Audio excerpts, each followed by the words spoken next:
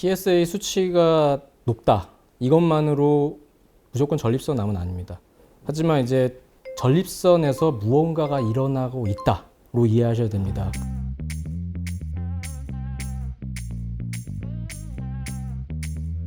건강검진 결과지를 받았는데 이런 문구가 있습니다. PSA 수치 상승, 전립선암 정밀 검사 권고. PSA 수치가 높게 나오면 전립선암인가요? 꼭 그렇진 않습니다. 전립선 특이 항원입니다. 그래서 전립선 세포에서 이제 분비하는 단백질이라고 보시면 되는데, 전립선 염증이 있을 때, 소변에서 염증 있는 요로 감염, 기타 이제 뭐 전립선 쪽을 자극하는 어떤 시술이나 검사, 이 모든 상황에서 전립선 수치가 올라갈 수 있습니다. 따라서 PSA라는 수치가 높아졌다고 해서 반드시 암이라는 것은 절대 아닙니다. 피검사로 암세포를 찾는다 이렇게 이해해도 될까요?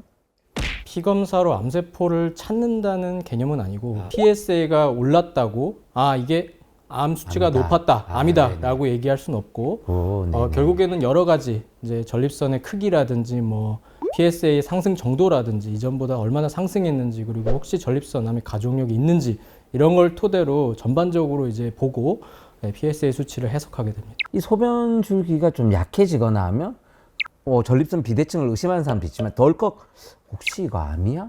이런 사람도 실제로 있더라고요. 어떤가요, 교수님? 전립선 가운데 이제 요도가 있습니다. 전립선 비대증이 있는 분들이 보통 이 가운데 전립선 조직이 커지면서 요도를 압박하면서 증상이 나타나는데, 전립선암 같은 경우에는 전립선의 주변부에 발생합니다. 전립선 주변부가 아무리 커지더라도 요도와 배뇨 증상이 발생하지 않을 수 있는 것이고, 네네. 따라서 어떤 환자분께서 나는 전립선 비대증이 있으니까 전립선암은 아니다 라고 생각하시는 건 다 잘못된 얘기고요.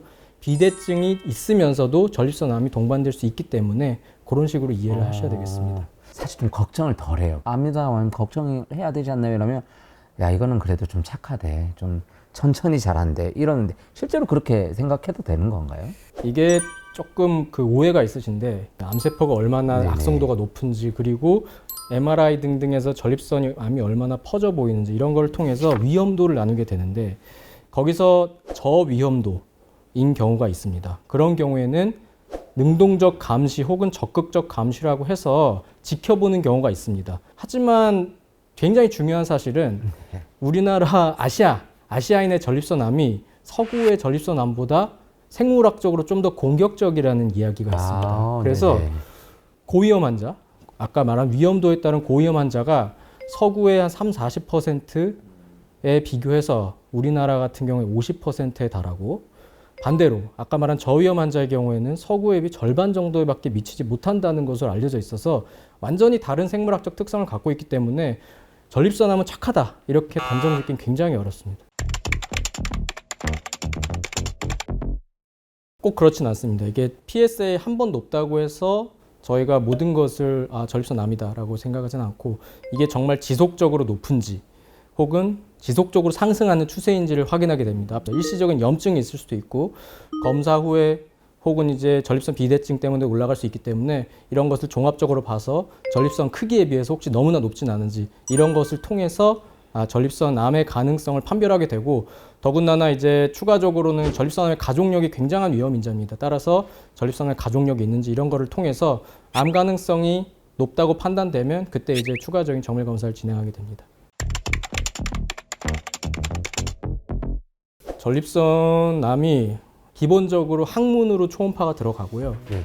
바늘은 이제 항문을 통해서 나가는 경우와 항문에 초음파를 넣고 그다음 회음부 쪽으로 바늘이 들어가는, 크게 두 가지 방식이 있습니다. 소변에서 피가 나오는 혈뇨는 기본이고, 항문 쪽에서 피가 나올 수도 있습니다. 그리고 이제 기본적으로 전립선에 이제 들어있던 균이나 항문 쪽에 있던 균이 전립선으로 넘어가면서 열이 많이 날 수도 있고, 소변이 안 나온다거나 열이 너무 많이 난다거나, 이런 혹은 혈뇨가 너무 많이 나온다거나 이런 증상이 있을 때는 전립선 조직 검사 후에 좀 가까운 병원에 방문하시는 것이 좋겠습니다.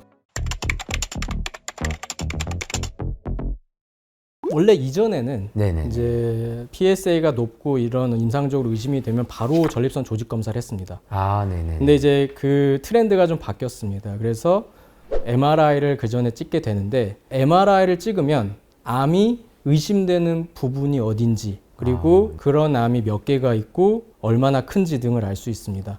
그게 중요한 이유는 우리가 어디를 표적해서 어떻게 조직 검사했지 조직 검사의 가이드를 주기 때문이고요. 두 번째는 조직 검사 여부를 진행 여부를 잘 판단하게 됩니다. 그래서 이제 MRI가 정상 소견이다.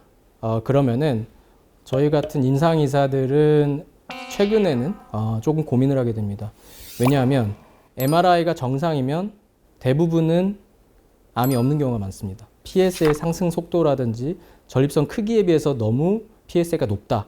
이런 다른 인자들이 같이 보인다면 그때는 굉장히 적극적으로 진행을 하게 되는데 MRI가 정상이라고 암이 없다는 얘기가 아니기 때문입니다. 그러니까 MRI가 정상이면 암이 없을 확률이 상당히 높다. 높은 거. 네네. 하지만 MRI가 정상이라도 다른 인자들이 굉장히 암을 시사하면 그중에 15% 정도는 전립선 암이 진단되기도 합니다. 교수님, 이렇게 불안해하는 사람들한테 꼭 혹시 하고 싶은 말이 있다면 어떤 게 있을까요?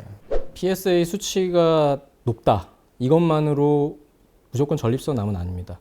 하지만 이제 전립선에서 무언가가 일어나고 있다로 이해하셔야 됩니다. 그래서 전립선 수치를 오를 수 있는 다양한 이유가 있지만 그 중에 하나 전립선 암의 가능성도 있기 때문에 전립선 상태를 반드시 확인해 봐야 되고 비뇨기과 전문의 진료를 받으시는 것이 필요하겠습니다.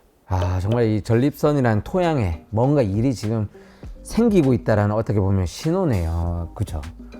네. PSA는 공포의 숫자가 아니라 정말 교수님 말씀처럼 확인의 신호입니다. 높게 나왔다면 겁부터 먹기보다 왜 올랐는지 단계적으로 그 자료를 챙겨야 된다는 그 사실 잊지 마시길 바랍니다. 서울대학교병원 건강독터였습니다. 교수님 고생 많으셨습니다. 감사합니다. 네.